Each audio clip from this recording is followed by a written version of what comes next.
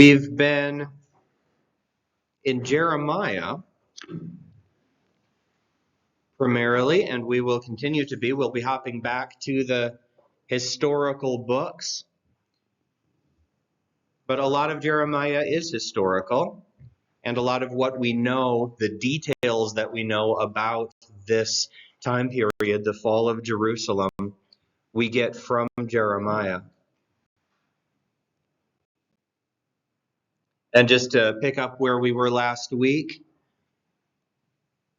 the king right now is a man named Jehoiakim. Jehoiakim was a son of Josiah. Josiah's first son, who was king, got taken away by Pharaoh Necho, the king of Egypt. And Jehoiakim was made king in his place. And Jehoiakim wasn't even his original name. He was given the name Jehoiakim by the king of Egypt to demonstrate that Judah was subject to Egypt at that time. And over the course of Jehoiakim's reign, that changed, and the dominant power became not Egypt but Babylon. And remember last week, Jeremiah wrote a scroll. He had his scribe, Baruch, read that scroll. And it was reported to the king. The king, Jehoiakim, cut it up as he heard it and burned it. And actually, I know I said Jeremiah, but let's start out in 2 Kings. 2 Kings chapter 23.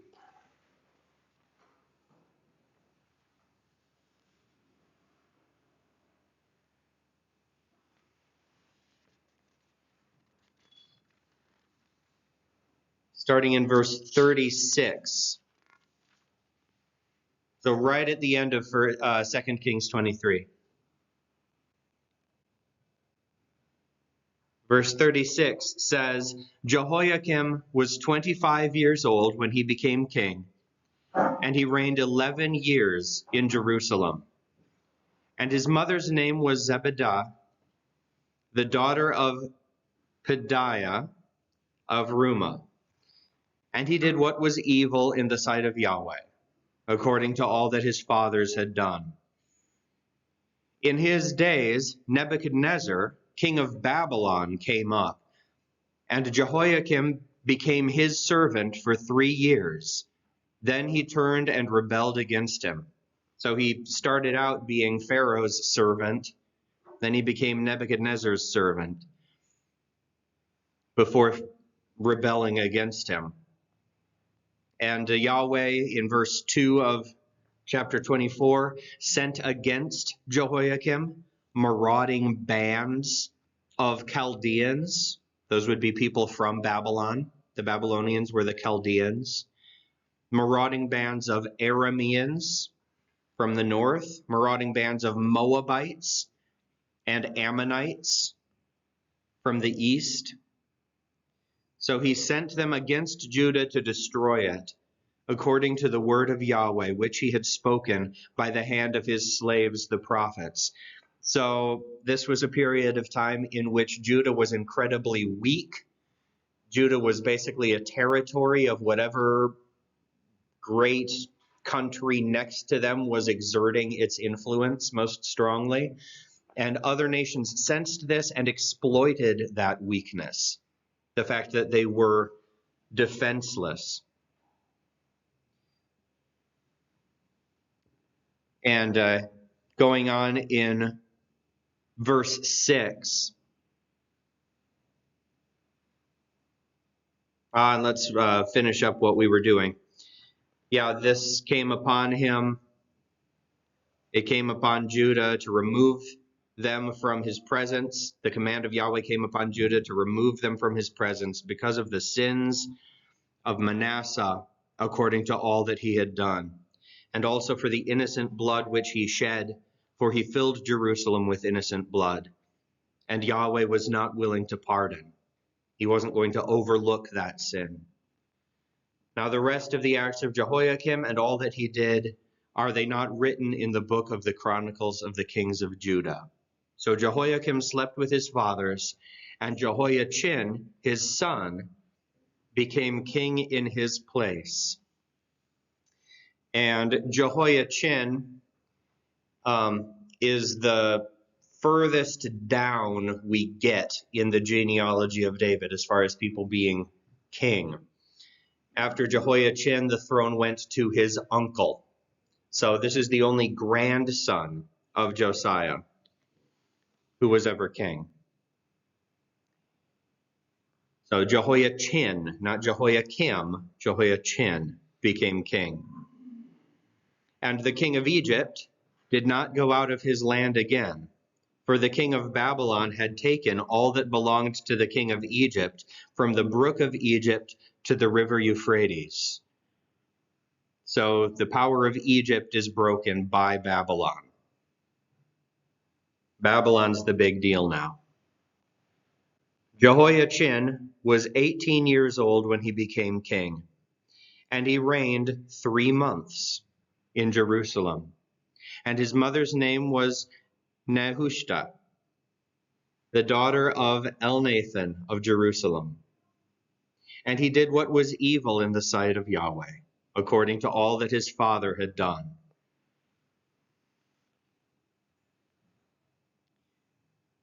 At that time, the servants of Nebuchadnezzar, king of Babylon, went up to Jerusalem, and the city came under siege. So, as a result of his father's rebellion, Jerusalem was under siege in his days.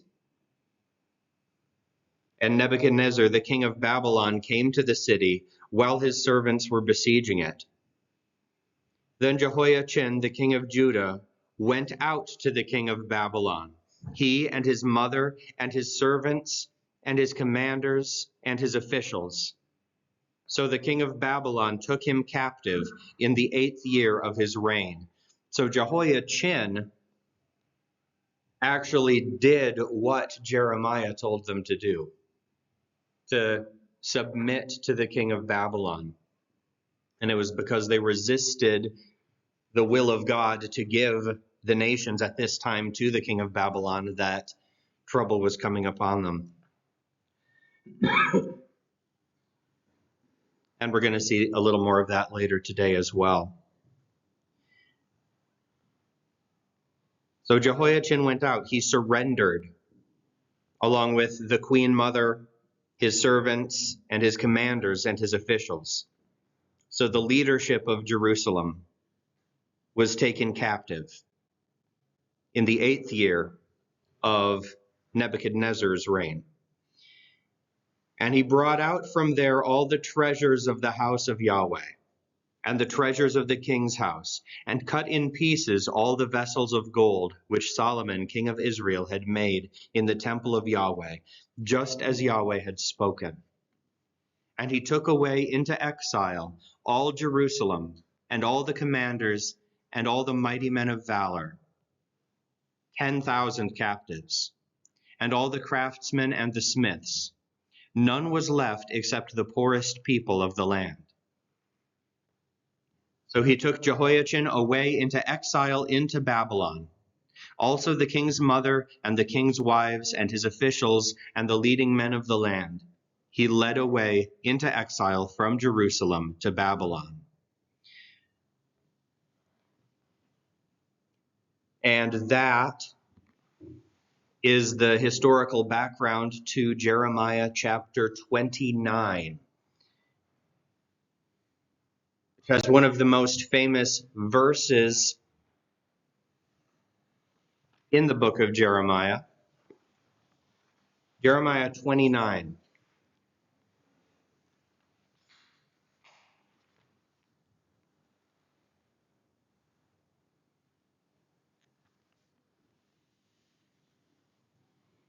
At the beginning of Jeremiah chapter 29, It says, "Now these are the words of the letter which Jeremiah the prophet sent from Jerusalem to the rest of the elders of the exile, the priests, the prophets, and all the people whom Nebuchadnezzar had taken away into exile from Jerusalem to Babylon." And to clarify exactly what time is meant here, in verse 2, it says, "This was after King Jeconiah and the queen mother." Jeconiah, you'll see right there is an alternate name for Jehoiachin. So this is after Jehoiachin and the queen mother, the court officials, the princes of Judah and Jerusalem, the craftsmen and the smiths had gone out from Jerusalem. So we just saw that happen. We know exactly when this letter was written and to whom. The people who had surrendered, who had gone willingly to Babylon. The letter was sent by the hand of Elish, the son of Shaphan, and Gemariah, the son of Hilkiah, whom Zedekiah, king of Judah, sent to Babylon, to Nebuchadnezzar, king of Babylon, saying. So, an official that Zedekiah, the new king who was installed, sent to the exiles, carried this letter as well from Jeremiah. And it said in verse 4, "Thus says Yahweh of hosts, the God of Israel, to all the exiles whom I have sent into exile from Jerusalem to Babylon, build houses and live in them, and plant gardens and eat their fruit. Take wives and become the fathers of sons and daughters. And take wives for your sons and give your daughters to husbands, that they may bear sons and daughters, and multiply there, and do not decrease." And he's not saying here intermarry with the other people, but take wives for your sons, give your daughters in marriage to your fellow Israelites, become greater in number there. Do not become smaller in number when you are in exile. In verse 7, "Seek the peace of the city where I have sent you into exile, and pray to Yahweh on its behalf, for in its peace you will have peace. For thus says Yahweh of hosts, the God of Israel, do not let your prophets who are in your midst and your diviners deceive you, and do not listen to your dreams which you dream. For they prophesy a lie to you in my name. I have not sent them, declares Yahweh. For thus says Yahweh, when 70 years have been fulfilled for Babylon, I will visit you and establish my good word to you, to return you to this place. For I know the plans I have for you, declares Yahweh, plans for peace and not for calamity, to give you a future and hope. Then you will call upon me and come and pray to me, and I will listen to you. You will seek me and find me when you search for me with all your heart. I will be found by you, declares Yahweh, and I will return your fortunes and will gather you from all the nations and from all the places where I have banished you, declares Yahweh. And I will cause you to return to the place from where I sent you into exile." So that was the promise. Put down roots. Expect to be there for a while, for 70 years specifically. But at the end of 70 years, I will bring you back. I'm not done with you yet. I still have plans for you. They're good plans. You have a future and a hope. You're going to seek me, and you're going to find me. And I'm going to bless you at that time.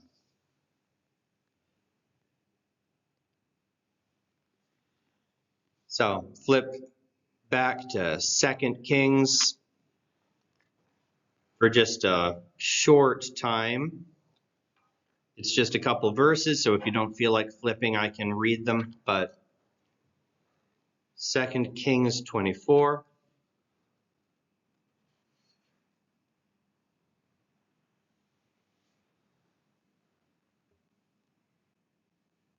So this is right after Jehoiachin went into exile, in verse 17 of 2 Kings 24. It says, "Then the king of Babylon made his uncle, Jehoiachin's uncle, Zedekiah," except it is Mattaniah, his uncle Mattaniah, king in his place, and changed his name to Zedekiah. So we had Pharaoh Necho, after he killed Josiah in battle.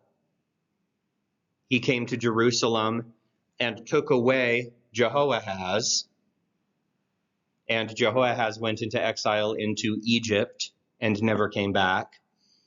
And Pharaoh Necho changed the name of Jehoahaz's brother to Jehoiakim and made him king. And now we have the same thing happening with Nebuchadnezzar. He took Jehoiachin into exile and made his uncle king and changed his name to Zedekiah. And Zedekiah was the last king that Judah ever had. So Zedekiah is also a son of Josiah.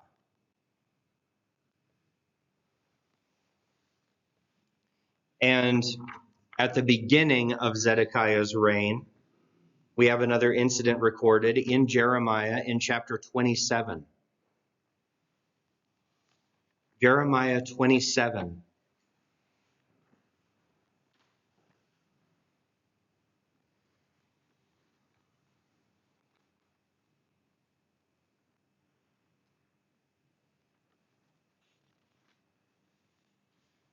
Jeremiah chapter 27.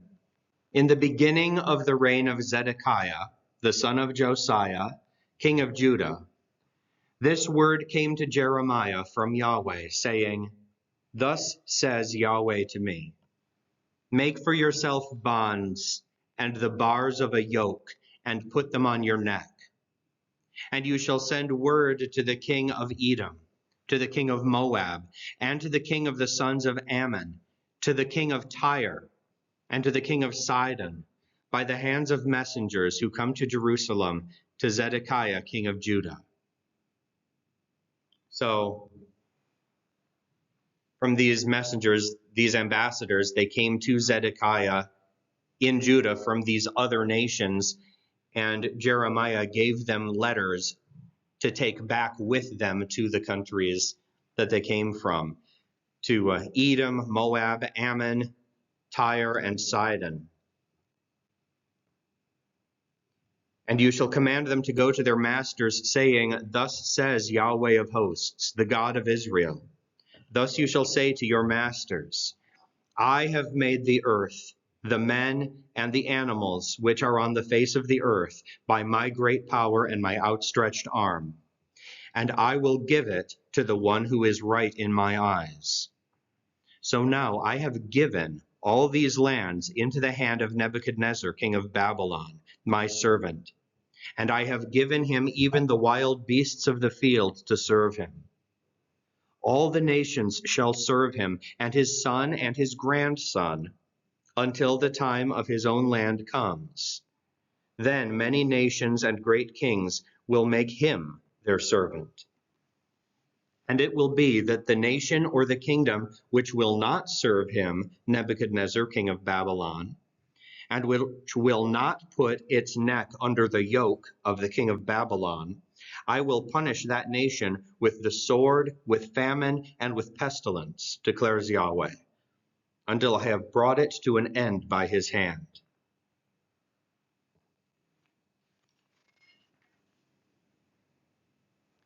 He tells them not to listen to their prophets, who are telling them to resist, that Babylon will not be victorious over them, telling them to bring their necks under the yoke of the king of Babylon. And any nation that does that, in verse 11, I will leave it on its land, declares Yahweh, and they will serve it and inhabit it. And in verse 12, Jeremiah not only sent letters to other nations saying this, but he spoke all these words to Zedekiah, king of Judah, as well, saying, "Bring your necks under the yoke of the king of Babylon, and serve him and his people, and live. Why will you die, and your people, by the sword, famine, and pestilence, as Yahweh has spoken to that nation which will not serve the king of Babylon? So, Jeremiah's prophecy is that Babylon is going to be victorious. It's going to conquer the world. And any nation that submits to God's will in this is going to get to stay in their land. Any nation that resists is going to go into exile. And we, of course, remember Judah as a nation that resisted. But down in chapter 28,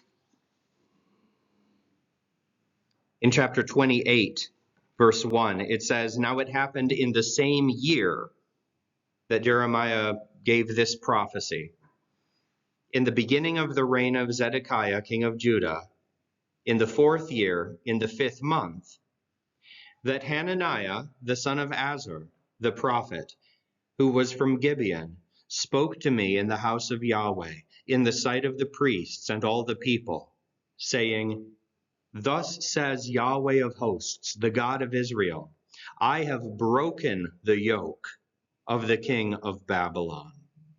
Within 2 years I am going to return to this place all the vessels of the house of Yahweh, which Nebuchadnezzar, king of Babylon, took away from this place and carried to Babylon. I am also going to return to this place Jeconiah, the son of Jehoiakim, king of Judah, and all the exiles of Judah who went to Babylon, declares Yahweh. For I will break the yoke of the king of Babylon." So the prophet Hananiah, the son of Azur, gives a very different prophecy from the prophecy of Jeremiah. In verse 5, "Then the prophet Jeremiah spoke to the prophet Hananiah in the sight of the priests and in the sight of all the people who were standing in the house of Yahweh. And the prophet Jeremiah said, Amen. May Yahweh do so. May Yahweh establish your words which you have prophesied, to return the vessels of the house of Yahweh and all the exiles from Babylon to this place. Yet hear now this word which I am about to speak in your hearing and in the hearing of all the people.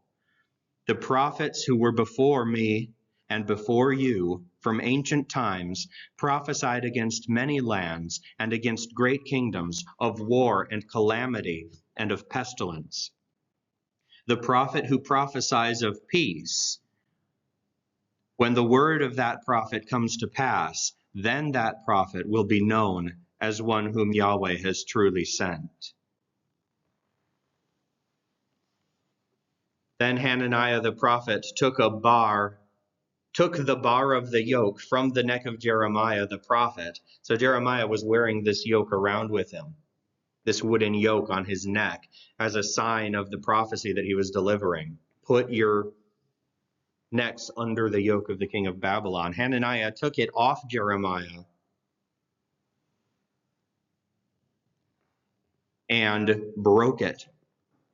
And in verse 11, Hananiah spoke in the sight of all the people, saying, Thus says Yahweh, even so will I break within 2 full years the yoke of Nebuchadnezzar, king of Babylon, from the neck of all the nations. Then the prophet Jeremiah went on his way. Then the word of Yahweh came to Jeremiah, after Hananiah the prophet had broken the bar of the yoke from off the neck of the prophet Jeremiah, saying, Go and speak to Hananiah, saying, Thus says Yahweh, you have broken the bars of a yoke made of wood, but you have made in their place the bars of a yoke made of iron. For thus says Yahweh of hosts, the God of Israel, I have put a yoke of iron on the neck of all these nations, that they may serve Nebuchadnezzar, king of Babylon, and they will serve him. And I have even given him the beasts of the field. Then Jeremiah the prophet said to Hananiah the prophet, Listen now, Hananiah, Yahweh has not sent you, and you have made this people trust in a lie. Therefore, thus says Yahweh, behold, I am about to remove you from the face of the earth. This year you are going to die, because you have spoken rebellion against Yahweh. So Hananiah the prophet died in the same year, in the 7th month. So we have Jeremiah confirmed as a true prophet, and Hananiah's prophecy, before he even predicted it would come to pass. He died before the 2 years that he had promised were over.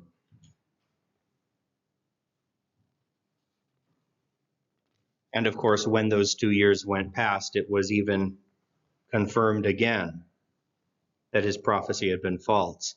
The people of Jerusalem had no excuse to disbelieve Jeremiah.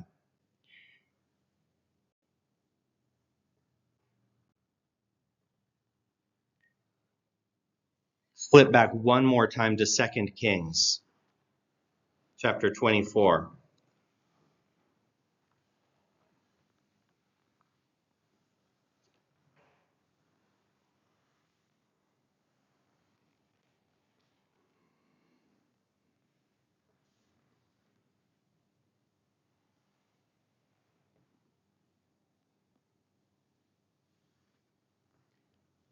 2 Kings 24, right down at the very end, talking about Zedekiah. In verse 19, it says, he did what was evil in the sight of Yahweh, according to all that Jehoiakim had done. For through the anger of Yahweh, this came about in Jerusalem and Judah, until he cast them out of his presence. And Zedekiah rebelled against the king of Babylon. So rather than choosing to submit to Nebuchadnezzar, to put his neck under Nebuchadnezzar's yoke, Zedekiah chose to rebel.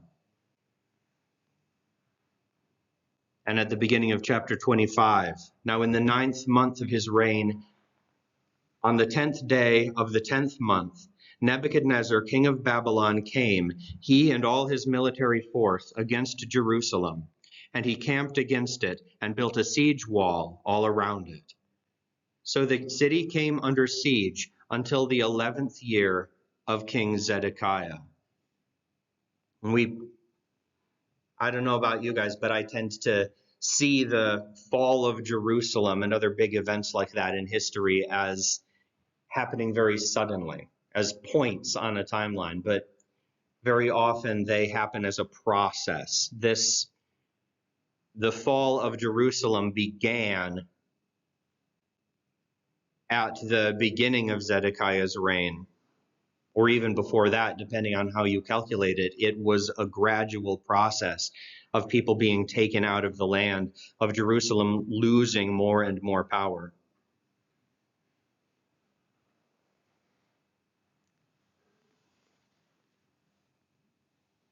And a lot happened during this siege. It lasted for quite some time, and a lot happened in the life of Jeremiah. Jeremiah chapter 38.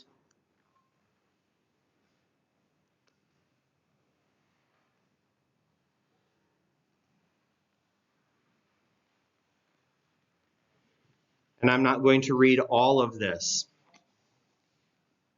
but some people heard the words that Jeremiah were speaking to all the people. And this is the message that Jeremiah was preaching at that time in chapter 2 to the people who were under the siege. Thus says Yahweh, he who stays in this city will die by the sword, and by the famine, and by the pestilence. But he who goes out to the Chaldeans, to the Babylonians, will live, and have his own life as spoil, and stay alive. And that phrase is used a couple more times in the book. He will have his own life as spoil. Nothing else is promised. No other reward is promised. The reward for faithfulness in this situation is simply that you will not die. You will have your own life as spoil and stay alive. because the city will certainly be given into the hand of the military force of the king of Babylon, and he will capture it. And so the officials influenced the king, said, this man needs to be put to death because of what he's saying. Zedekiah said, he's in your hands. He was not able to resist them. He wasn't even in his own city a powerful ruler. Zedekiah himself shows a lot of reluctance, even though a lot of what Jeremiah says is directed against him, kind of like Herod and John the Baptist. He doesn't want to kill him. He has, at least on some level, a healthy respect of him as a prophet. But the nobles take him. They throw him into a cistern. There was no water in the cistern, but only mire. A cistern was kind of a cheaper sort of well. It was basically a place to hold rainwater that they could take and drink if they needed to. But in verse 7, Ebed-melech, the Ethiopian, a eunuch, while he was in the king's palace, heard that they had put Jeremiah into the cistern, and he tells the king, this official, Ebed-melech, the Ethiopian, you can't do this.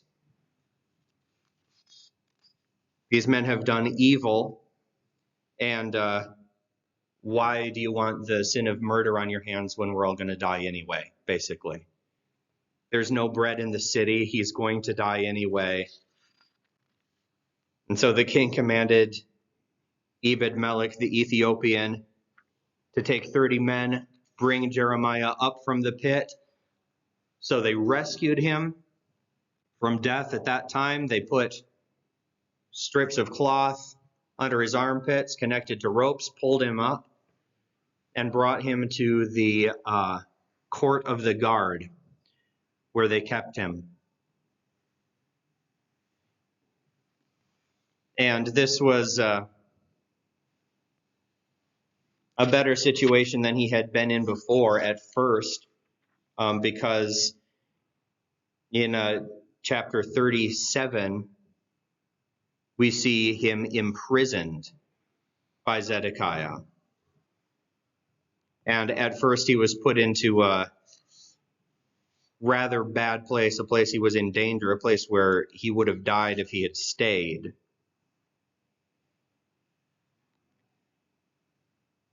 But he convinced Zedekiah. Zedekiah sent for him, asked him, is there a word from Yahweh?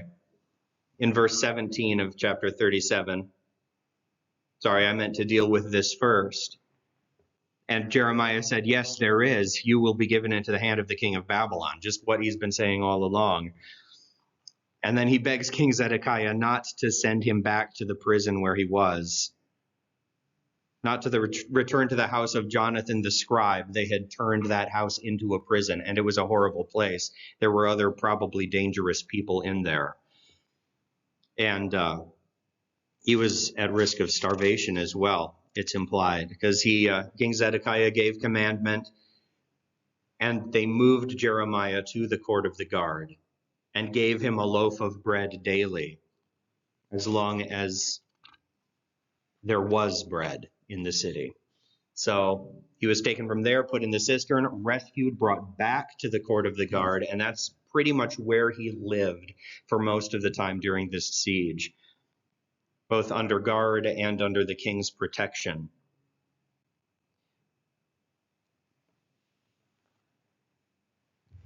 And then again, in chapter 38, in verse 14, King Zedekiah sent and had Jeremiah the prophet brought to him at the third entrance that is in the house of Yahweh. And the king said to Jeremiah, I am about to ask you something. Do not hide anything from me. And Jeremiah said to Zedekiah, if I tell you, will you not certainly put me to death? Besides, if I give you counsel, you will not listen to me. But King Zedekiah swore to Jeremiah in secret, saying, "As Yahweh lives, who made this life for us, surely I will not put you to death, nor will I give you over to the hand of these men who are seeking your life." Then Jeremiah said to Zedekiah, "Thus says Yahweh, God of hosts, the King of Israel, if you will indeed go out to the officers of the king of Babylon, then you will live. This city will not be burned with fire, and you and your household will live. But if you will not go out to the officers of the king of Babylon, then this city will be given over into the hands of the Chaldeans, and they will burn it with fire, and you yourself will not escape from their hand." Then King Zedekiah said to Jeremiah, "I am anxious because of the Jews who have gone over to the Chaldeans, lest they give me over into their hand, and they deal severely with me." So he's more afraid of the Jews that have already gone than he is of the Babylonians themselves. He's afraid of being among them, having once been their king and having lost his power, how he will be treated in that situation. But Jeremiah said, "They will not give you over. Please listen to the voice of Yahweh in what I am saying to you, that it may go well with you and you may live. But if you keep refusing to go out, this is the word which Yahweh has shown me. And behold, all of the women who have remained in the house of the king of Judah are going to be brought out to the officers of the king of Babylon. And behold, those women will say, 'Your close friends have misled and overpowered you. While your feet were sunk in the mud, they turned back.' And they will also bring out all your wives and your sons to the Chaldeans, and you yourself will not escape from their hand, but will be seized by the king of Babylon, and this city will be burned with fire." Then Zedekiah said to Jeremiah, "Let no man know about these words, and you will not die." So Zedekiah is we could do a fascinating little character study just on Zedekiah here. He is trusting in Jeremiah's legitimacy as a prophet. He's going to Jeremiah more than once for a word from God. But his fear is preventing him from acting on what Jeremiah actually says. And this leads, of course, to the ultimate fall of Jerusalem. In Jeremiah chapter 39, in the next chapter, it says, "Now when Jerusalem was captured in the 9th year of Zedekiah, king of Judah, in the 10th month, Nebuchadnezzar, king of Babylon, and all his military force came to Jerusalem and laid siege to it. In the 11th year of Zedekiah, in the 4th month, in the 9th day of the month, the city was breached." So the siege lasted roughly 3 years. Not quite 3 years, but almost 3 years. Then all the officials of the king of Babylon came in and sat down at the middle gate, and it says their names, and all the rest of the officials of the king of Babylon. Now it happened that when Zedekiah, the king of Judah, and all the men of war saw them, they fled and went out of the city at night by way of the king's garden through the gate between the two walls, and he went out toward the Arabah. But the military force of the Chaldeans pursued them and overtook Zedekiah in the plains of Jericho. And they took him and brought him up to Nebuchadnezzar, king of Babylon, at Riblah, in the land of Hamath, and he spoke judgment on him. Then the king of Babylon slaughtered the sons of Zedekiah before his eyes at Riblah. The king of Babylon also slaughtered all the nobles of Judah. Then he blinded Zedekiah's eyes and bound him in fetters of bronze to bring him to Babylon. The Chaldeans also burned with fire the house of the king and the houses of the people, and they tore down the walls of Jerusalem. And we learn from parallel passages, they also burned down the temple at this time. As for the rest of the people who remained in the city, the defectors who had gone over to him, and the rest of the people who remained, Nebuzaradan, the captain of the bodyguard, took them away into exile in Babylon. But some of the poorest people who had nothing, Nebuzaradan, the captain of the bodyguard, had them remain in the land of Judah and gave them vineyards and fields at that time. And from here we could go directly into the book of Daniel if we wanted to. But we're going to keep focused on the land of Israel, at least for a time, and see what happened there with Jeremiah and the rest of the remnant who remained in the land. Because Jeremiah was allowed to stay. In verse 11, now Nebuchadnezzar, king of Babylon, gave a command about Jeremiah through Nebuzaradan, the captain of the bodyguard, saying, "Take him and set your eyes to look after him, and do nothing harmful to him, but rather deal with him just as he speaks to you." So Nebuzaradan, the captain of the bodyguard, sent word, along with those other people, all the leading officers of the king of Babylon, and they sent and took Jeremiah out of the court of the guard, and gave him over to Gedaliah, the son of Ahikam, the son of Shaphan, to take him home. So he stayed among the people. And remember Ebed-Melech, the Ethiopian, the man who went and rescued Jeremiah from the cistern.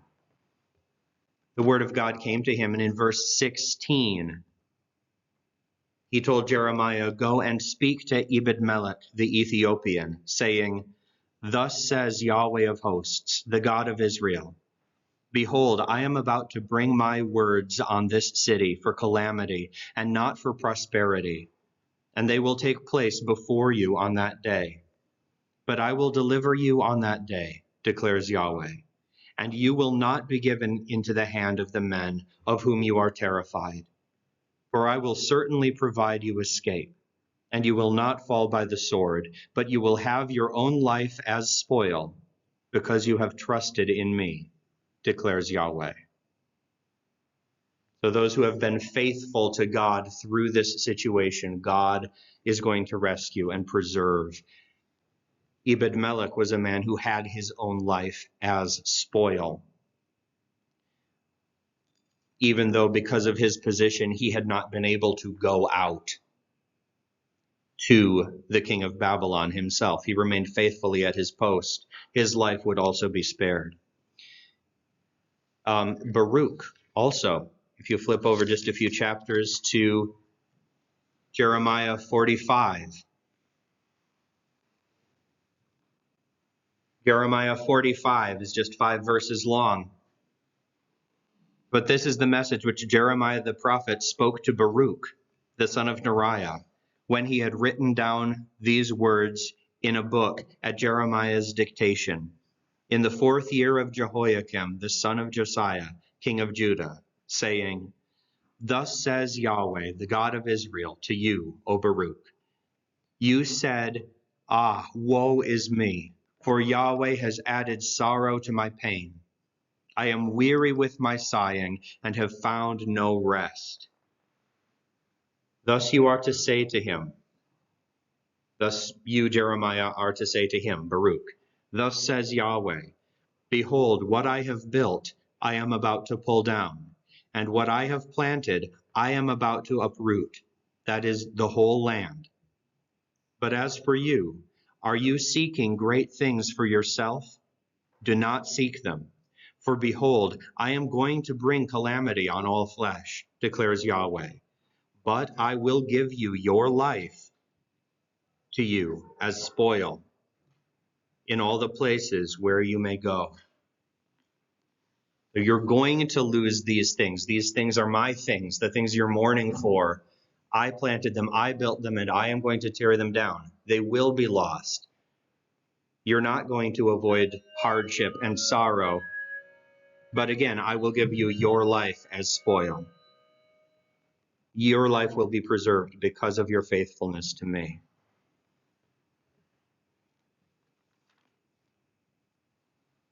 And right as we close,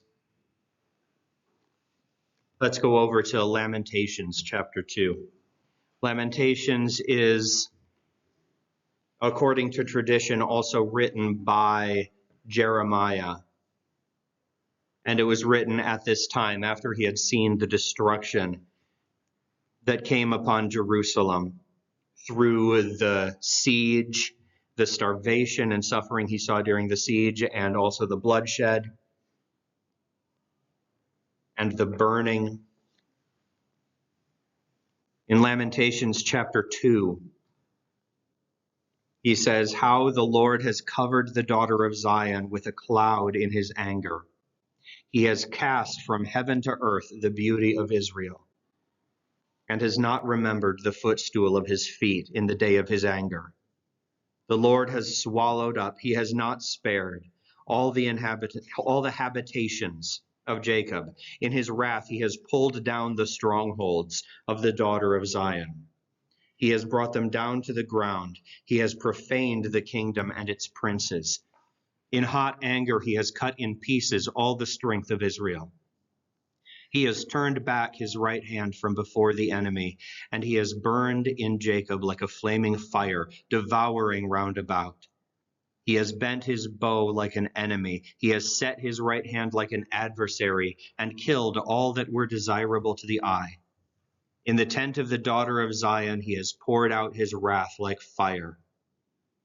The Lord has become like an enemy. He has swallowed up Israel. He has swallowed up all its palaces. He has brought its strongholds to ruin and multiplied in the daughter of Judah mourning and moaning. And he has violently treated his tabernacle like a garden booth. And he has brought his appointed meeting place to ruin. Yahweh has caused to be forgotten the appointed time and Sabbath in Zion. He has spurned king and priest in the indignation of his anger. He has rejected his altar, abandoned his sanctuary, delivered into the hand of the enemy the walls of her palaces.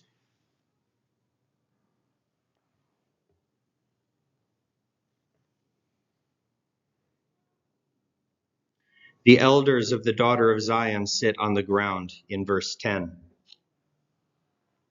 They are silent. They have thrown dust on their heads. They have girded themselves with sackcloth.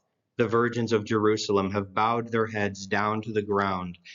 My eyes fail because of tears. My inmost being is greatly disturbed. My heart is poured out on the earth because of the destruction of the daughter of my people, when infants and nursing babies faint in the open squares of the city. They say to their mothers, "Where is grain and wine?" As they faint like a wounded man in the open squares of the city, as their life is poured out on their mother's bosom. What shall I testify about you? To what shall I equate you, O daughter of Jerusalem? To what shall I liken you as to comfort you, O virgin daughter of Zion? For your destruction is as vast as the sea. Who can heal you? Your prophets have beheld for you worthless and ineffective visions, and they have not uncovered your iniquity, so as to return you from captivity. But they have beheld for you worthless and misleading oracles.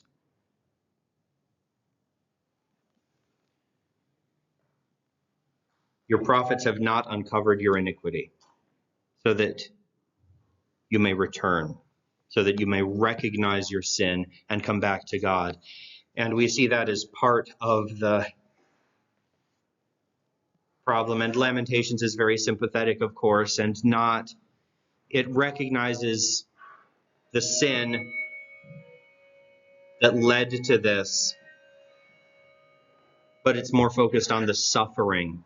And for even Jeremiah to have this view, to have this kind of love for the people that he continued to speak to for years, and they never listened.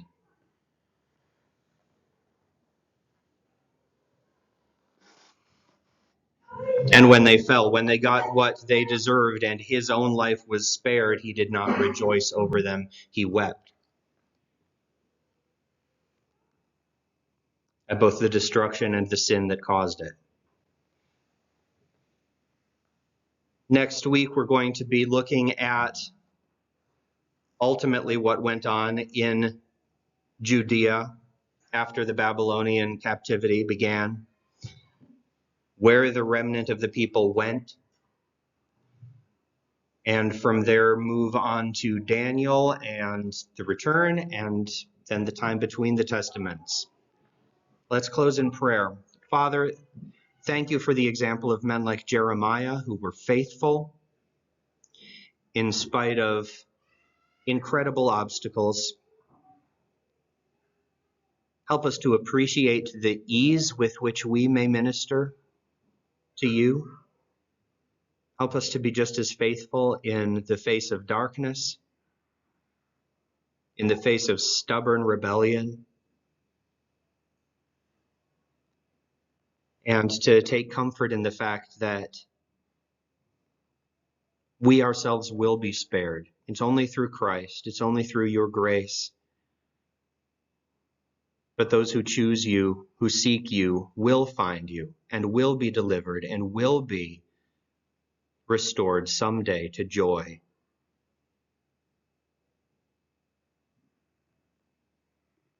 Thank you for your wonderful promises. Help us to live in light of them and to be willing to sacrifice anything for you and for your glory. In Jesus' name, amen.